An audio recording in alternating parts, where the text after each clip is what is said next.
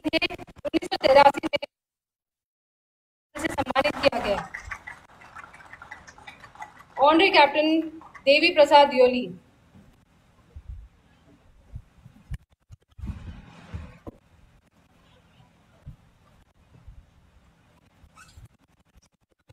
इन्हें 1990 में ऑप पवन के दौरान सेना मेडल से सम्मानित किया गया। ऑनरी कैप्टन SS गोसाई।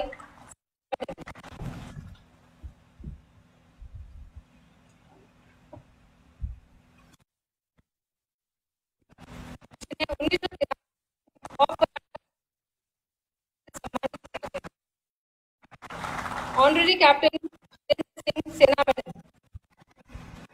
इन्हें 1993 में ऑप राइनो के दौरान सेना मेडल से सम्मानित किया गया।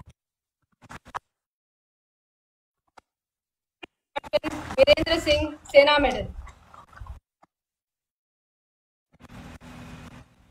इन्हें 1993 में ऑप चट्टाबाल के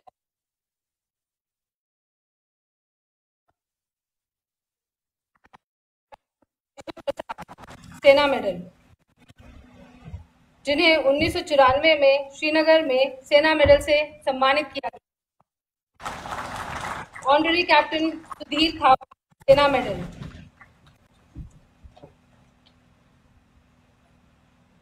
जिन्हें 1995 में गुरेज सेक्टर में ऑप पवन के दौरान सेना मेडल से सम्मानित किया गया।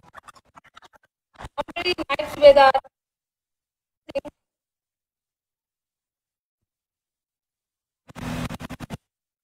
जिन्हें 1995 में के दौरान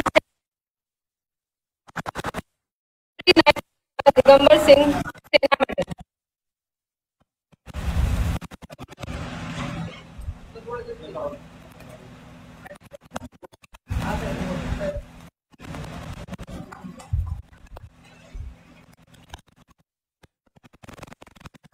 ऑनरी नायब सूबेदार दिगंबर सिंह सेना मेडल, जिन्हें 1996 में ऑप रक्षक के दौरान सेना मेडल से सम्मानित किया गया।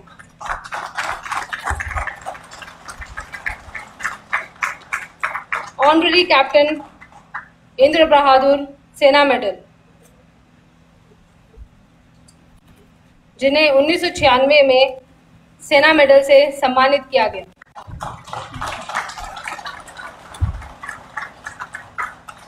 ऑनरी कैप्टन चंद्र सिंह सेना मेडल, जिन्हें 1999 में ऑप विजय के दौरान सेना मेडल से सम्मानित किया गया।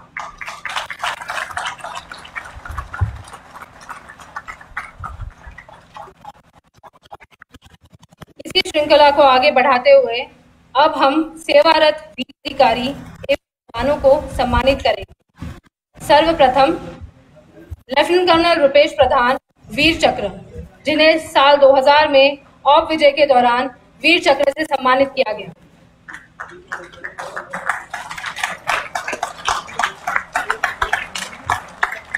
कर्नल CPS खाती शौर्य चक्र, जिन्हें साल 2002 में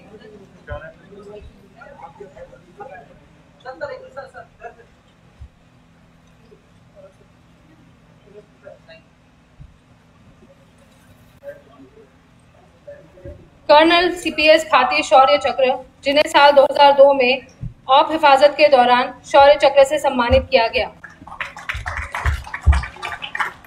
मेजर रोहित शुक्ला शौर्य चक्र सेना मेडल,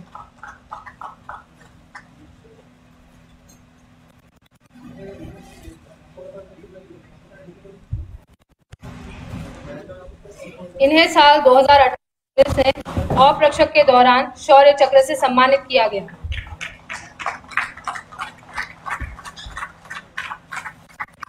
सूबेदार अमर बहादुर गुरुंग शौर्य चक्र,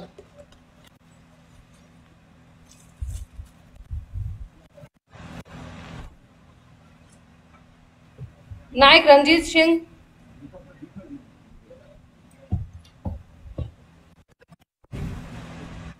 इन्हें सन 1999 में ऑप हिफाजत के दौरान शौर्य चक्र से सम्मानित किया गया। नायक रंजीत सिंह शौर्य चक्र,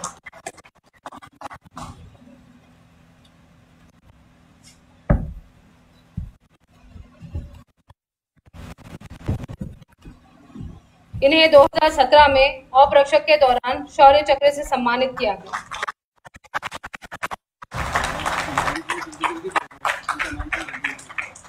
लेफ्टिनेंट जनरल हरिंदर सिंह परम विशिष्ट सेवा मेडल, अति विशिष्ट सेवा मेडल, युद्ध सेवा मेडल, सेना मेडल, विशिष्ट सेवा मेडल, जिन्हें 1984 में भूटान में अगम्य साहस्य कार्य के लिए सेना मेडल से सम्मानित किया गया।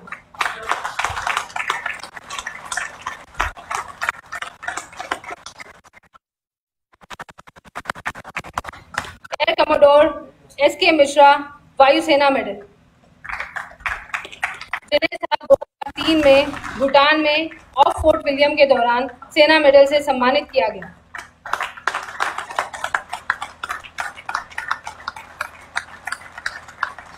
ब्रिगेडियर अमित नौटियाल सेना मेडल,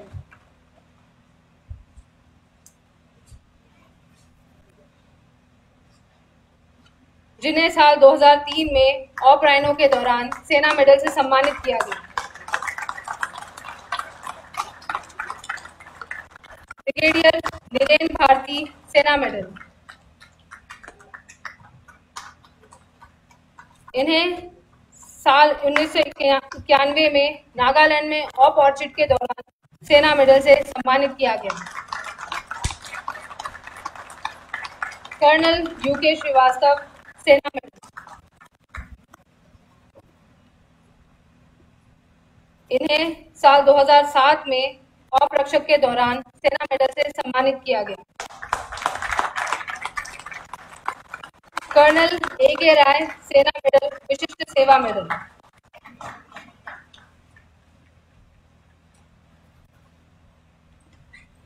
जिन्हें साल 2000 में अप्रक्षक के दौरान सेना मेडल से सम्मानित किया गया। लांस नायक हीरा सिंह सेना मेडल,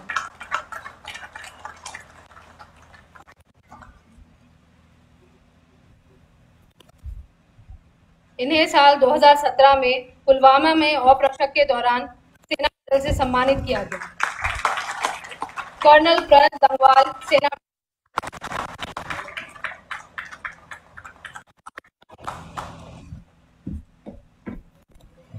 जिन्हें साल 2004 में अप्रक्षक के दौरान सेना मेडल से सम्मानित किया गया। लेफ्टिनेंट कर्नल विक्रम शर्मा सेना मेडल,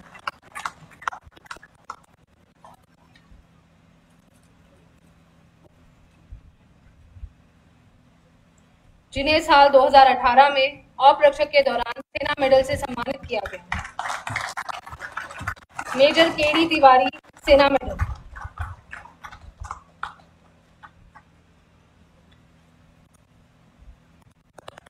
जिन्हें साल 2018 में अप्रक्षक के दौरान सेना मेडल से सम्मानित किया गया। मेजर शाहबाज आलम बार 2 सेना मेडल,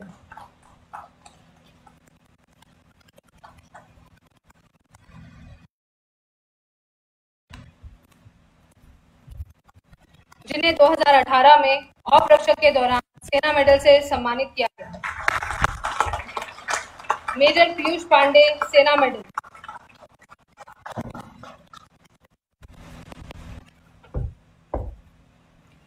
जिन्हें 2016 में अप्रक्षक के दौरान सेना मेडल से सम्मानित किया गया। मेजर कुणाल कुमार सेना मेडल, जिन्हें साल 2019 में ऑर्चिड के दौरान सेना मेडल से सम्मानित किया गया। हवलदार संदीप मलिक सेना मेडल,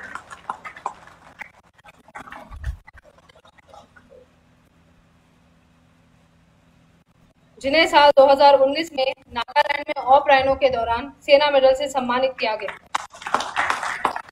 मेजर अमित शाह बार 2 सेना मेडल,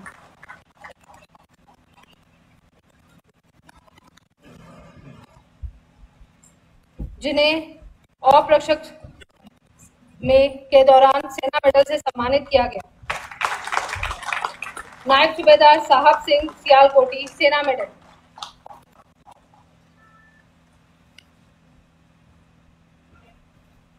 जिन्हें साल 2002 में अप्रक्षक के दौरान सेना मेडल से सम्मानित किया गया।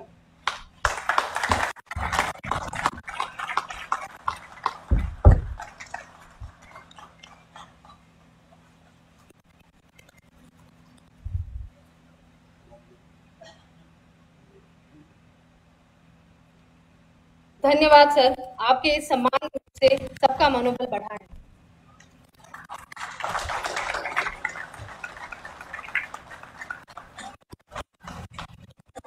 अब मैं माननीय सैनिक कल्याण मंत्री श्री गणेश जोशी जी से अनुरोध करती हूँ कि वे आज के इस समारोह को संबोधित करें।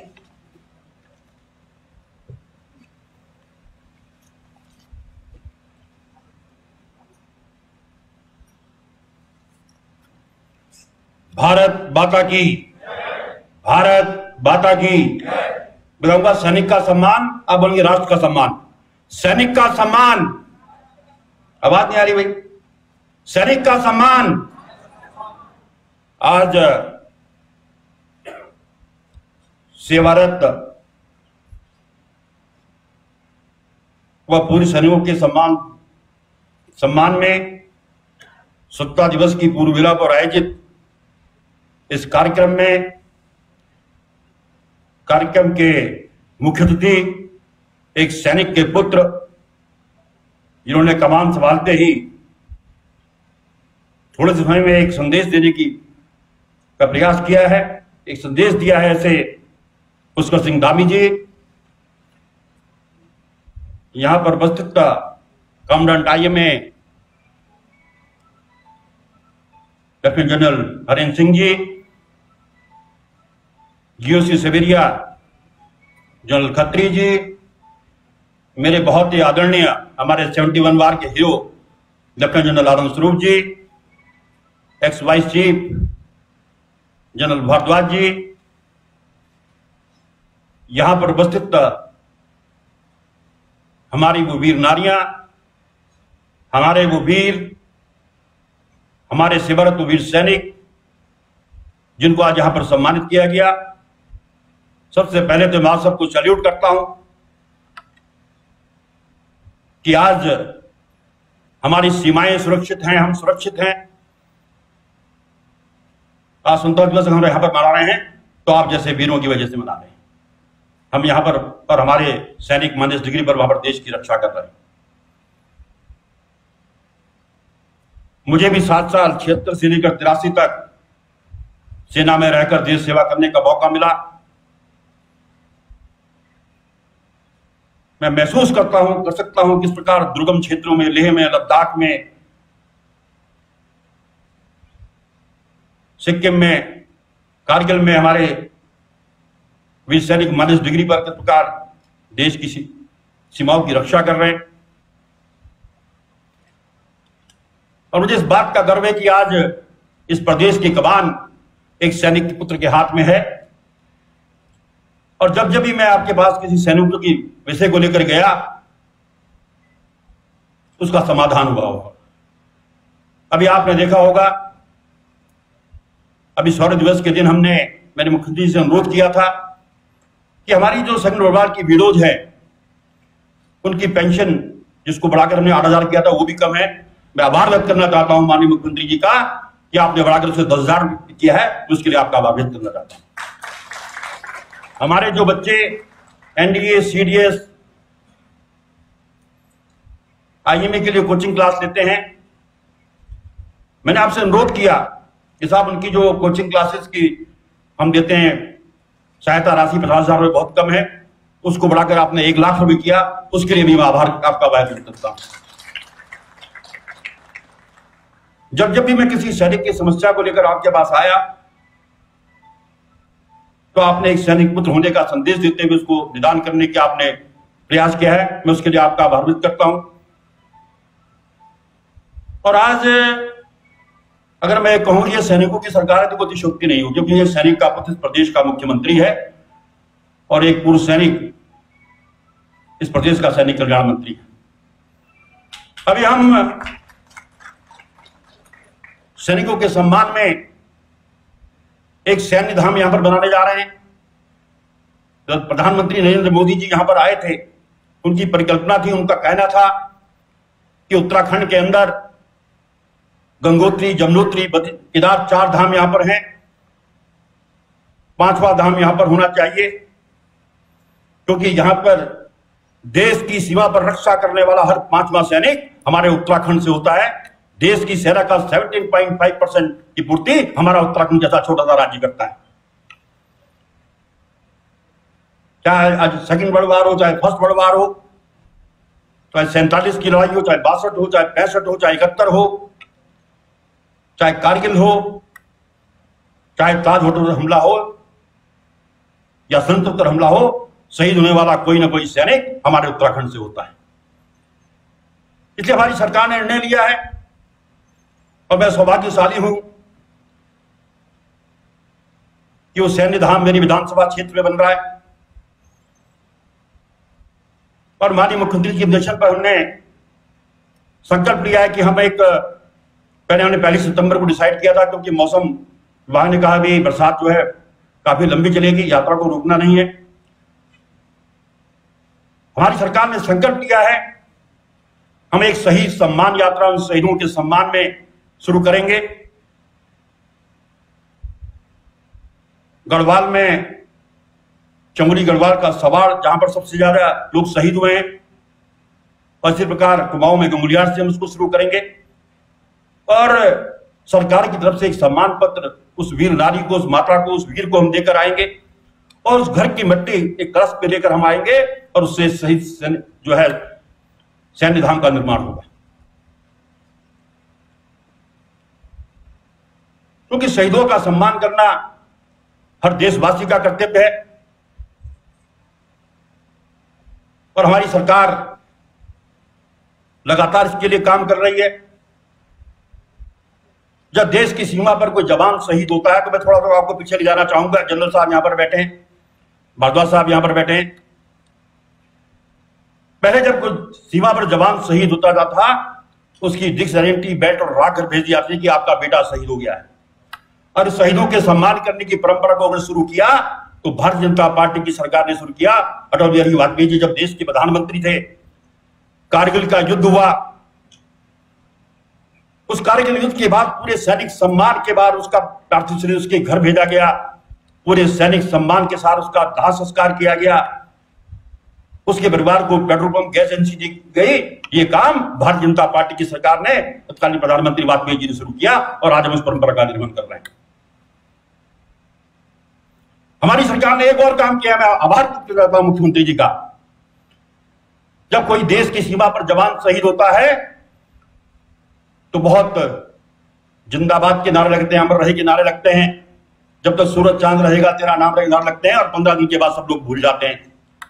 पुष्कर धामी की सरकार ने, भारतीय जनता पार्टी की सरकार ने निर्णय लिया है कि देश की सीमा पर रक्षा करते हुए अगर कोई जवान शहीद होगा तो उसके परिवार के एक व्यक्ति को उसकी योग्यता के अनुसार नौकरी देने का काम पुष्कर धामी की सरकार करेगी, भारतीय जनता पार्टी की सरकार करेगी। ये काम हमारी सरकार कर रही है। माननीय मुख्यमंत्री जी, जहां मैं आपका सिपाही हूं, पहले मैं एक पूर्व सैनिक हूं, तो एक मांग आज का आपके सामने करना चाहता हूं। जिस प्रकार नगर निगम, नगर पालिकाओं में पूर्व सैनिक को हाउस टैक्स में छूट मिलती है, जो कैंट क्षेत्र में हमारे सैनिक को वो छूट नहीं मिलती है, क्योंकि वो सरकार पैसा जो है प्रदेश सरकार देती है। तो आज मैं आपसे उम्मीद करूंगा कि जब आप अपना उद्घाटन करें तो आप उसकी घोषणा करें कि कैंट में रहने वाले पूर्व सैनिक को भी हाउस टैक्स में छूट मिलेगी।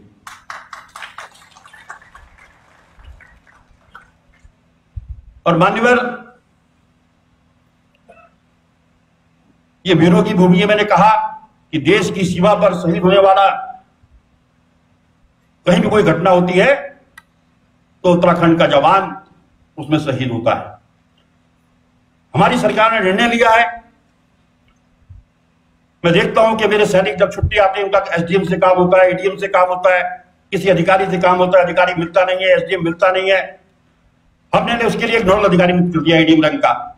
अगर कोई पूर्व सैनिक या सैनिक छुट्टी आता है, उसका काम है, तो नोडल अधिकारी एक एडीएम रैंक का होगा, उस काम को करेगा। ये काम हमारी सरकार ने किया। अभी हमने सेकंड वर्ल्ड वॉर की वीडियोस को मैंने बताया जैसा कि उसकी पेंशन को बढ़ाकर 10,000 कर दिया है। तो लगातार अगर मैं कहूं कि ये सैनिकों की सरकार है तो कोई देशभक्ति नहीं होगी। तो एक बार उन वीर नारियों को नमन करते हुए जिन्होंने अपना सुहाग खोया है, किसी ने अपना भाई खोया, अपना बेटा खोया है, उन वीरों को नमन करते हुए, अपने उन वीर सैनिकों को सैल्यूट करते हुए, जिन्होंने देश की रक्षा में लड़ते हुए गारंटी अवार्ड हासिल किए हैं, परिवार मुख्यमंत्री जी से अनुरोध करते हुए कि जब आप उद्बोधन करें तो जो मैंने आपसे गुजारिश की है कि कैंट क्षेत्र में हाउस टेस्ट की जो छूट है, बहुत लंबे समय से यह मांग हमारे सैनिकों की है और जायज भी है। तो जब आप का उद्बोधन हो, आप इसकी घोषणा जरूर करेंगे। एक बार आप सबको मेरा बहुत बहुत नमन। जय भारत, जय हिंद, जय जवान, जय किसान। धन्यवाद।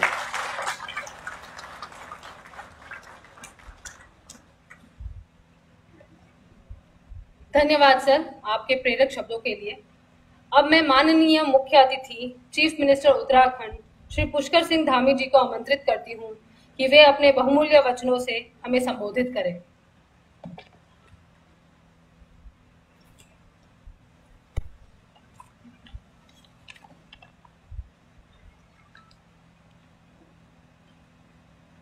आज 75वें स्वतंत्रता दिवस के अवसर पर हमारे वीर सैनिक, उनकी वीरांगनाएं, उनके पारिवारिक जन, हमारे सभी अधिकारीगण, उनके सम्मान समारोह में यहाँ पर उपस्थित lieutenant general Harvinder Singh ji, commandant IMA, major general Sanjeev Khatri साहब, GOC उत्तराखंड, और आप सबके बीच से एक सैनिक के रूप में जिन्होंने पहले देश की सेवा करी और अब भी एक सैनिक के रूप में पूरे उत्तराखंड की सेवा कर रहे हैं, उत्तराखंड सरकार के कैबिनेट मंत्री आदरणीय गणेश जोशी जी, इस कार्यक्रम में उपस्थित सभी हमारे सैनिकगण, आज जिनका सम्मान हो रहा है, सभी हमारी वीर नारियां, हमारे सेवारत सैनिकगण,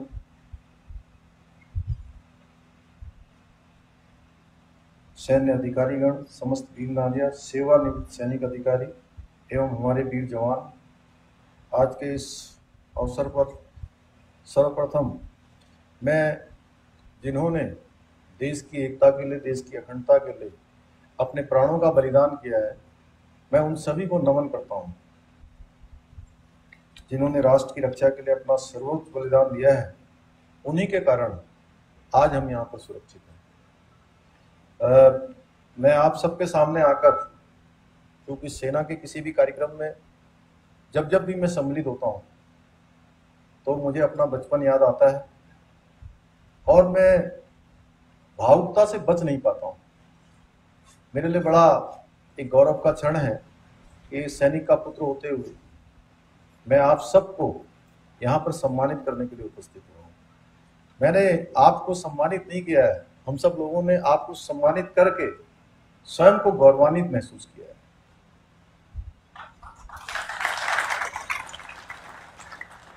मैंने बाल्यकाल से एक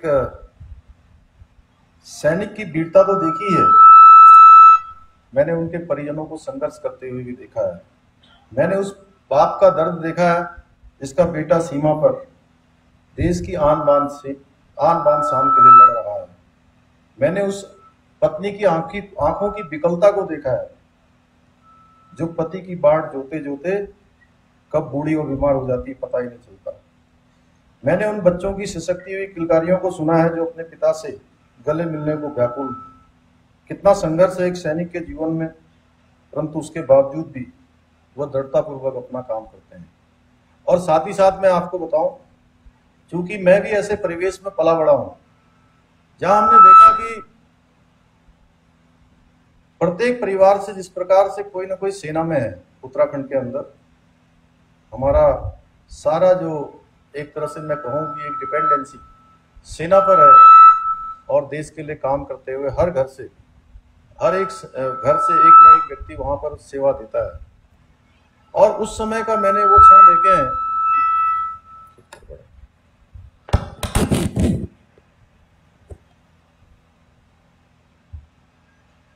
जब किसी के परिवार में कोई शहादत हो जाती है और शहादत के बाद दूर किसी सियाचिन ग्लेशियर में या कश्मीर की घाटियों में या किसी दूर की किसी पोस्ट पर, ऐसी पोस्ट होती है जहां से हमारे उस सैनिक का पार्थिव शरीर आने में कभी कभी 4 दिन 5 दिन या कभी उससे भी ज्यादा दिन लग जाते हैं।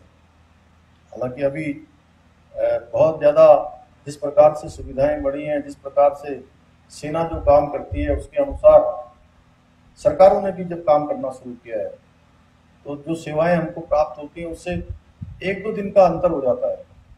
लेकिन 4 दिन 5 दिन तक जब उनका पार्थिव शरीर उनके घरों तक नहीं पहुंचता है तो उस समय किस प्रकार की स्थिति होती है उस परिवार की, किस प्रकार का वहां पर वातावरण होता है, मैंने उसको नजदीक से देखा है। उनकी माँ, उनके परिवार, उनके बच्चे, उनकी पत्नियां, उनके नातेदार रिश्तेदार, जिस प्रकार से उनका विलाप होता है वो वास्तव में असहनीय होता है। लेकिन उसके बाद भी हम सब लोग एक बात के लिए अपनी सेना पर गर्व कर सकते हैं कि आज भी हिंदुस्तान के किसी गांव का बच्चा हो, चाहे वो बहुत संपन्न माहौल में भी रहता हो, वह आज भी सेना में जाने के लिए आतुर और उत्सुक है। उसके मन में उत्साह है कि हम सेना के अंदर जाएंगे। जिनके परिवार से शहादत हो जाती है वह भी कहते हैं कि मैं अपने बेटे को भी सेना में भेजूंगा। यह हमारी सेना का इतिहास है, वीरता का इतिहास, शौर्य का इतिहास। एक तरह से जिस प्रकार की वीरता देश की आजादी के बाद से लेकर जितने भी युद्ध हुए हैं, हर युद्धों में भारतीय सेना ने जिस अदम्य साहस और वीरता का परिचय दिया है वो हम सब लोगों के लिए गौरव की बात है। जिस प्रकार से सेना काम करती है वो किसी भी कहां का वातावरण क्या हो रहा है उसका ताजा तरीन उदाहरण अभी देखिए गलवान घाटी में हमारे सैनिकों ने जिस प्रकार से मुंहतोड़ जवाब दिया वो हमारे लिए बड़े ही गौरव की बात है। हम अगर देश के अंदर हम चैन से सोते हैं तो उसके पीछे हमारी सेना है जो 24 घंटे, चाहे सियाचिन ग्लेशियर में -डिग्री का तापमान हो, कश्मीर की घाटियां हो, चाहे कोई बॉर्डर हो, चाहे धूप हो, सर्दी हो, बरसात हो या बर्फ पड़ रही हो, लेकिन वो टस से मस नहीं होते हैं।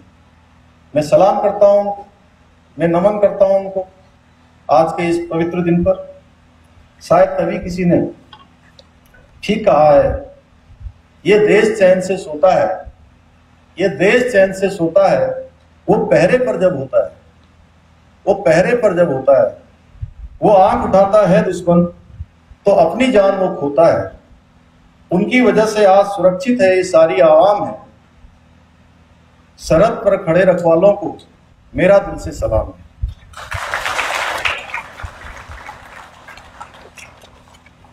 देखिए हमारे शास्त्रों में भी कहा गया है, वीर भोग्या वसुंधरा, वीर ही वसुंधरा का भोग करते हैं। और आज मोदी जी के नेतृत्व में, देश के यशस्वी प्रधानमंत्री मोदी जी के नेतृत्व में हमारी सेना का मनोबल बढ़ा है। देश के अंदर पहले ऐसे प्रधानमंत्री हैं नरेंद्र मोदी जी जो होली हो, दिवाली हो या कोई अन्य विशिष्ट दिन हो, पहले प्रधानमंत्री के रूप में उन्होंने सेना के बीच में जाकर उनको मनाने का काम किया है। अभी अभी आपने देखा होगा सियाचिन में गए थे, पहले दिवाली में किसी पोस्ट पर चले गए थे। सेना के मनोबल को लगातार उनके नेतृत्व में बढ़ाने का काम हो रहा है। ये वीरों की वीरता ये सुनिश्चित करती है कि कोई भी राष्ट्र शांतिपूर्वक अपनी उन्नति के मार्ग पर अग्रसर हो सकता है। एक देश का असली नायक उस देश का सैनिक होता है जो अपने प्राणों की परवाह किए बिना लगातार अपने जीवन का बलिदान देता है, जो हमेशा अपनी मातृभूमि की रक्षा के लिए तैयार होता है। भारत की सुरक्षा अपने बहादुर सैनिकों पर निर्भर करती है। इसलिए हम भारतीय सेना पर गर्व होना चाहिए, जिसकी वजह से देश और हम सभी लोग सुरक्षित हैं।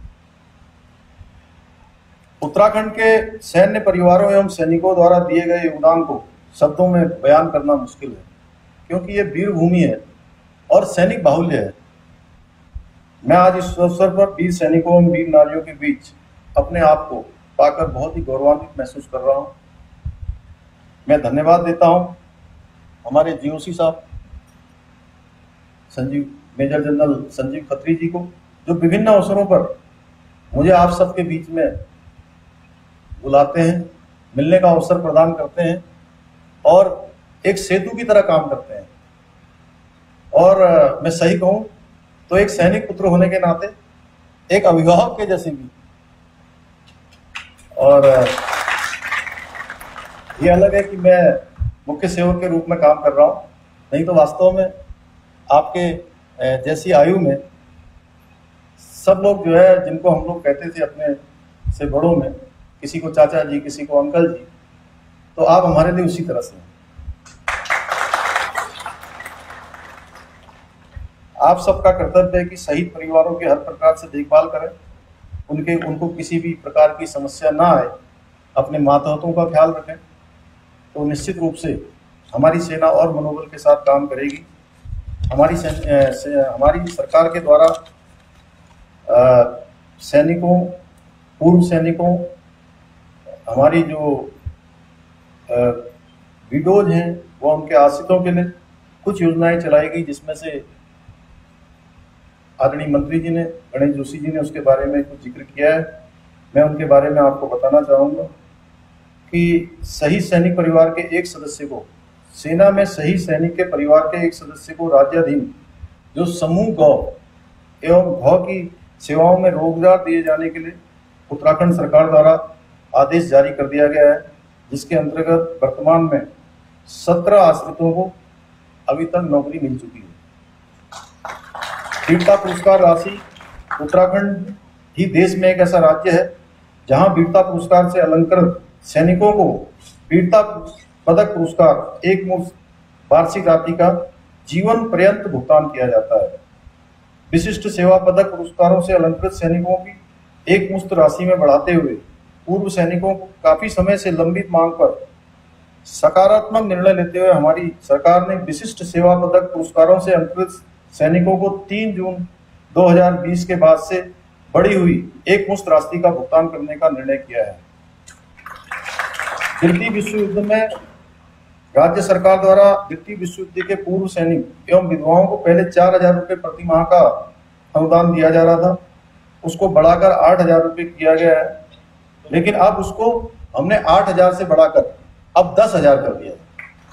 अभी जल्दी जो है, अभी हमने कैबिनेट में इस बात को अभी 1 महीना हुआ है, 1 महीने पहले हमने ये निर्णय किया है। इसी प्रकार से पूर्व सैनिक एवं सैनिक विधवाओं एवं उनके आश्रितों को स्वरोजगार से जोड़ने के लिए, स्वावलंबी बनाने के लिए विभाग द्वारा 3 माह, 6 माह तथा 1 वर्षीय कंप्यूटर प्रशिक्षण का, कंप्यूटर की ट्रेनिंग का संचालन सभी जिलों में किया जा रहा है। भर्ती पूर्व प्रशिक्षण के लिए दूर दराज के जिलों में निवास कर रहे सैनिकों, सेवारत सैनिकों, पूर्व सैनिकों, विधवाओं के आश्रितों को सेना, अर्धसैनिक बलों एवं पुलिस हेतु प्रशिक्षण की सुविधा का प्रबंध किया गया है। इसके साथ साथ, जैसा मंत्री जी ने पहले ही बताया, एनडीए और सीडीएस, इसकी जो प्री परीक्षा में पास होंगे उनको भी सरकार की तरफ से उनकी पढ़ाई करने के लिए आगे की धनराशि दी जाएगी। पहले ये होता था कि जनरल साहब यहाँ बैठे हैं, पहले क्या होता था कि जब आपके यहाँ आ जाता था ट्रेनिंग करने आईएमए के अंदर, तब देते थे। तो मैंने एक दिन उसको देखा अच्छे से, तो जब वो हमारे कैबिनेट में पेश हो रहा था तो मैंने देखा, मैंने कहा कि भाई ये पैसा कब दिया जाता है? तो उन्होंने कहा कि ये पैसा तब दिया जाता है जब एनडीए या सीडीएस में किसी का सिलेक्शन पूरा हो जाता है, यानी कि वो ट्रेनिंग में आ जाता है। तो मैंने कहा जब वो ट्रेनिंग में आ जाएगा उसके बाद तो सारी जिम्मेदारी सेना की हो जाती है, खाने से लेकर, कपड़े से लेकर हर व्यवस्था जो है सेना हमारी करती है। चूंकि मैं सेना के साथ रहा हूँ, तो मैंने कहा इनकी जो है जो सहायता है वो जब वो प्री एग्जाम पास करते हैं उसके बाद तैयारियों के लिए उनको पैसा मिलना चाहिए, तो हमने अब उनकी तैयारियों के लिए पैसे की व्यवस्था कर दी है। 5वां धाम मोदी जी ने कहा है उत्तराखंड को, 4 धामों के अलावा 5म धाम जिसका सैन्य धाम नाम दिया गया है। उत्तराखंड राज्य के प्रत्येक परिवार से कम एक सदस्य सेनाओं में सेवारत है। इस देश की सेनाओं में इनका सर्वाधिक योगदान है।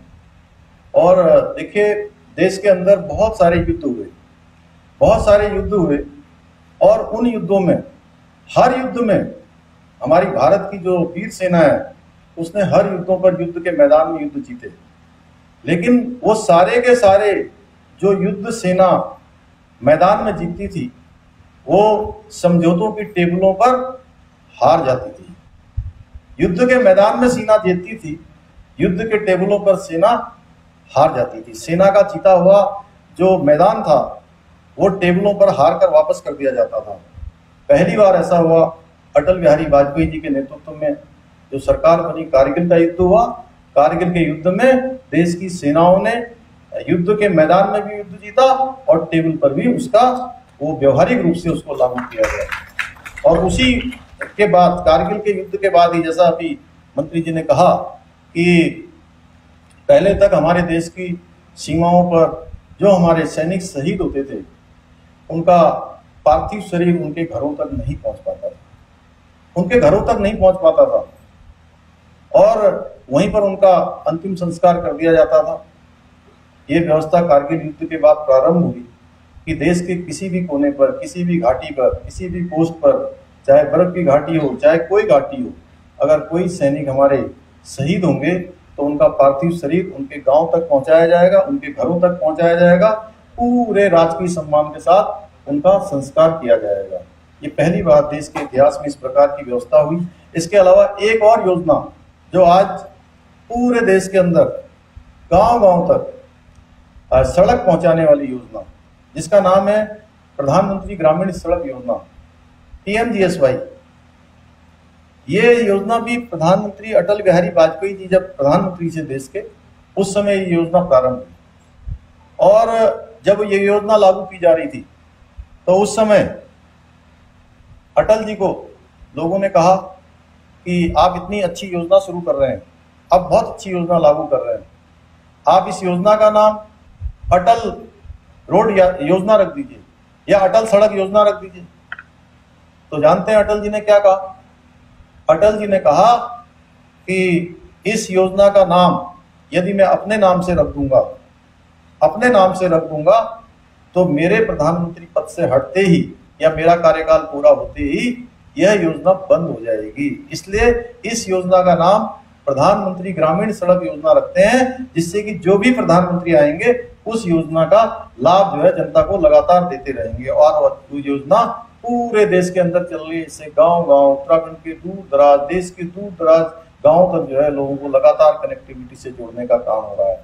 और उसी काम को, सेना को सर्वोच्च रखते हुए, जो देश के प्रधानमंत्री जी ने जिस गति से, जिस भावना से देश को आगे बढ़ाया है कि हमारे यहाँ पहले से ही कहा जाता था, जिस विचार से हम लोग आते हैं, जिस पार्टी से आते हैं, वो पार्टी कहती है, उसमें ये सिखाया जाता है कि व्यक्ति के लिए देश प्रथम होता है, पार्टी दूसरे नंबर पर आती है और व्यक्ति का हित अंतिम स्थान पर आता है। यानी कि देश प्रथम, पार्टी द्वितीय और व्यक्ति अंतिम का जो सिद्धांत है उसको नरेंद्र मोदी जी के नेतृत्व में देश के अंदर लागू हो रहा है। आज जिस प्रकार से सेना के मनोबल को बढ़ाने के लिए, सेना की जो सुविधाएं हैं, चाहे हम 1 रैंक 1 पेंशन की बात करें, तो इतने वर्षों से रुका हुआ काम वो मोदी जी के देश के प्रधानमंत्री बनने के बाद हमारे बीच में आया है। बहुत सारी अभी व्यवस्थाओं में आगे भी सुधार होता रहेगा, चीजें आगे बढ़ती रहेंगी, ज्ञान बढ़ रहा है, विज्ञान बढ़ रहा है, देश आगे बढ़ रहा है।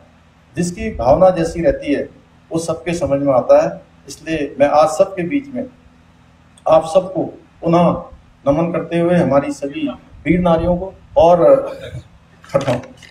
हमारे मंत्री जी, इन्होंने जो है ये पिछले दिनों भी, अभी जब मैं एक कार्यक्रम में और आया था तब भी चर्चा हुई थी कि इस कैंटोनमेंट क्षेत्र में रहने वाले जो हमारे सैनिक हैं उनका हाउस टैक्स थोड़ा ज्यादा लगता है, 100% लगता है।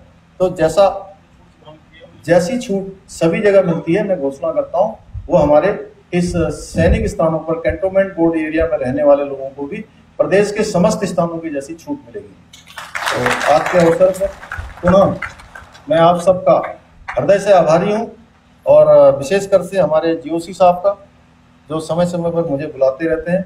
और मैं आपसे अनुरोध करूंगा कि कभी भी कोई सैनिकों का और हमारे पूर्व सैनिकों का, हमारी वीरांगनाओं का, हमारे गैलेंट्री अवार्ड्स वाले लोगों का, जो भी सेना से जुड़े हुए हैं, अगर उसमें कहीं भी मेरे लायक किसी प्रकार का भी कोई कार्य होगा, मैं किसी काम आ सकता हूँ। आप मुझे जब भी याद करेंगे, मैं आप सबके बीच में खड़ा रहूंगा। आज के अवसर पर पुनः आप सबको नमन करते हुए, आप सबका धन्यवाद करते हुए अपनी वाणी को विराम देता हूँ। जय हिंद, जय भारत, जय उत्तराखंड।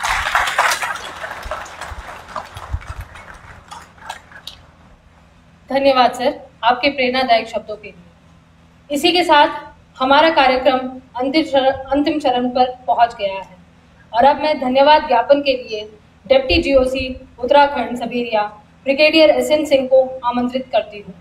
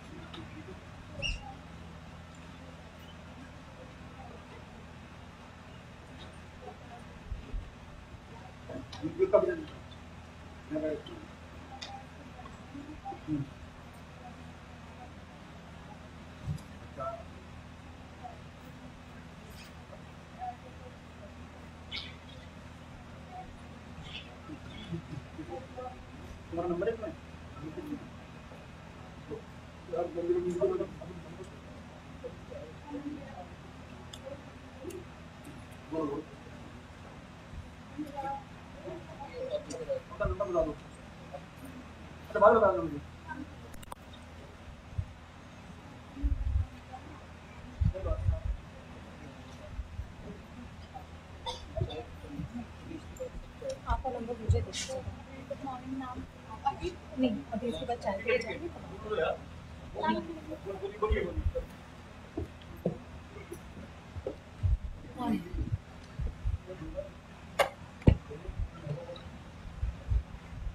सभी देशवासियों को मेरा पहले तो सलाम और सभी इंडिविजुअल पर्सनल और आर्मी पर्सनल जो भी हैं उनको मेरा सहे दिल से नमन। मैं एक शहीद की पत्नी, wife of Dayal Singh, late havildar Dayal Singh और 8 गढ़वाल से हूँ और मेरे हस्बैंड शौर्य चक्र हैं। मैं ये बोलना चाह रही थी, मेरे से जो भी गलती होगी बोलने में, एक्चुअली मेरा माइंड का ऑपरेशन है, मेरे से जो भी गलती होगी बोलने से उसके लिए मैं क्षमा चाहती हूँ। सभी मैं अपने यूनिट की तरफ से, अपने सवेरिया हेडक्वार्टर की तरफ से, जिन्होंने मेरी आज तक 10 साल से मदद की है। मेरे हस्बैंड 4076-512 8 गढ़वाल डेल्टा कंपनी और शौर्य चक्र हैं, जो कि 2010 में शहीद हो गए थे। उस टाइम हमारी unit Assam Garhwal rifle 8 Garhwal rifle Assam में तैनात थी और मेरे हस्बैंड रात के 1:03 पे रेनो ऑपरेशन के दौरान शहीद हो गए थे और उस टाइम मेरा बेटा 1 साल का था। तो सर, मैं आप लोगों से गुजारिश करना चाहती हूँ कि मेरी यूनिट और सवेरिया हेडक्वार्टर सभी ने मेरा बहुत साथ दिया और मैं हमेशा उनका सम्मान और आदर करती हूँ। और सभी देशवासी जो भी हमारे सभी आर्मी पर्सन हैं जो अभी बॉर्डर पे तैनात हैं, सबका मैं सम्मान करना चाहती हूँ और उनके लिए सभी देशवासियों को उनका सभी अपने पूरे भारत की तरफ से उनको नमन करना चाहती हूँ।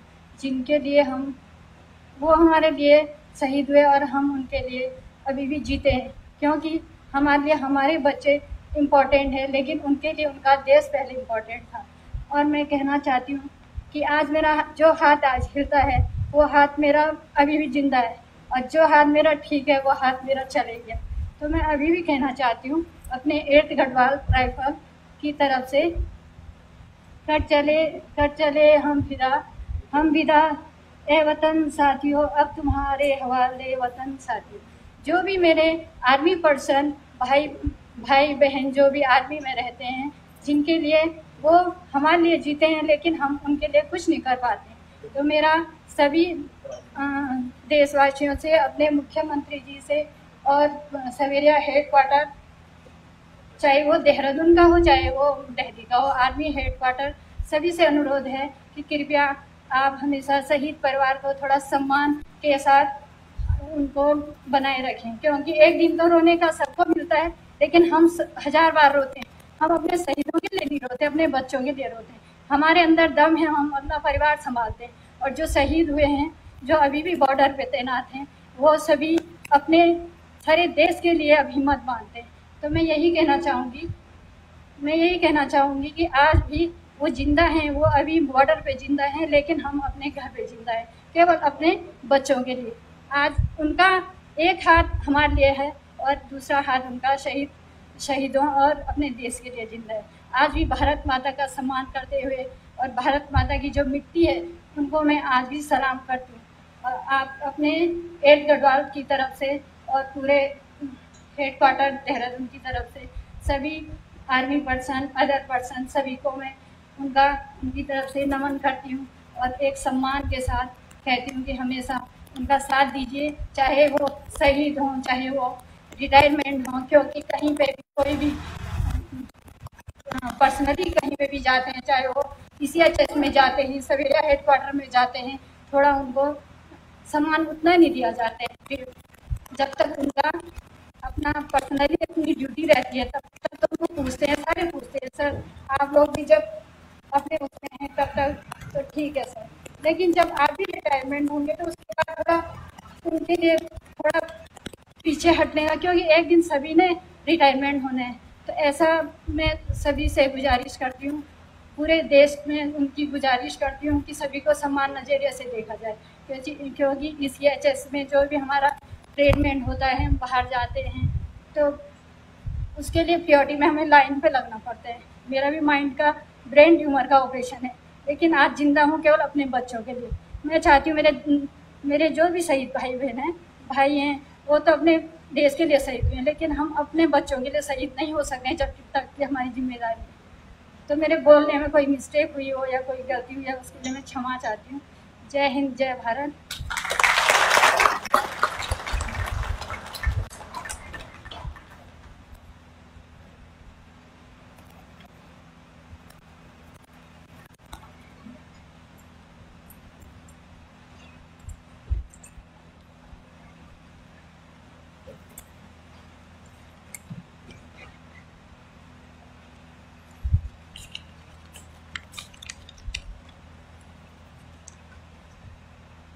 आज के इस विशेष सम्मान समारोह में उपस्थित माननीय मुख्यमंत्री श्री पुष्कर सिंह धामी जी, सैनिक कल्याण और समाज कल्याण मंत्री श्री गणेश जोशी जी, हमारे मध्य उपस्थित 2 पूर्व आर्मी कमांडर्स और vice chief of army staff general Anand Swarup ji, general PC Bhagwat sir, lieutenant general Harinder Singh, Param Vishisht सेवा मेडल, अति विशिष्ट सेवा मेडल, युद्ध सेवा मेडल, सेना medal, Vishisht Sena medal, commandant Indian military academy, सैनिकगण और जो रिटायर्ड हमारे बहादुर ऑफिसर्स और जवान हैं, वीर नारीज, मैं आपका तहे दिल से शुक्रिया अदा करता हूं कि आपने अपना समय निकाला और जो ये आज आपके लिए एक सम्मान समारोह आयोजित किया गया था उसकी आके आपने उसमें भागीदारी ली और इसकी गरिमा बढ़ाई। मैं धन्यवाद करता हूं उपस्थित सभी पत्रकारों का जिन्होंने अपना टाइम निकालकर इस समारोह में सम्मिलित हुए, और उम्मीद करता हूं कि इस समारोह के बारे में आप इलेक्ट्रॉनिक और प्रिंट मीडिया के जरिए जनता को अवगत कराएंगे। मैं विशेष रूप से धन्यवाद करता हूं 14 infantry division, 116 infantry brigade, 4 Maratha light infantry, 5 grenadiers और RIMC देहरादून का, जिन्होंने इस समारोह को सफल बनाने में सब एरिया की मदद की, और हमें जो भी जरूरत हमने उनको बताई उनको उन्होंने पूरा किया। और आप सभी देखा है कि समारोह जो ये अभी संपन्न हुआ है वो सिर्फ आप लोगों की भागीदारी के कारण संपन्न हुआ है, और मैं उम्मीद करता हूं कि आगे भी आप सभी जब भी कोई इस प्रकार का फंक्शन होगा उसमें हमारी इसी प्रकार से सहायता करेंगे और उसको सफलतापूर्वक पूरा करने में सहयोग देंगे। जय हिंद, धन्यवाद।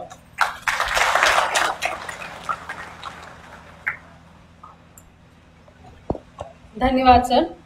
अब मैं सबसे अनुरोध करती हूं कि भारत माता की जयकारा के लिए अपने स्थान पर खड़े हो जाएं।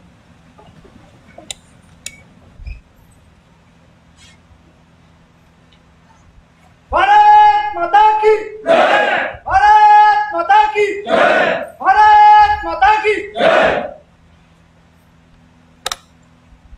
सभी वीर पदक सेवारत सेवानिवृत्त अधिकारी एवं जवानों और वीर नारियों से अनुरोध करती हूँ कि बाई तरफ ग्रुप फोटो के लिए प्रस्थान करें और बाकी सब दाई तरफ जलपान के लिए प्रस्थान करें।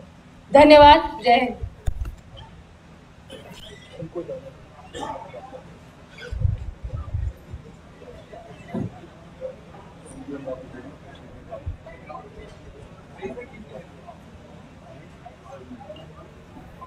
Thank you.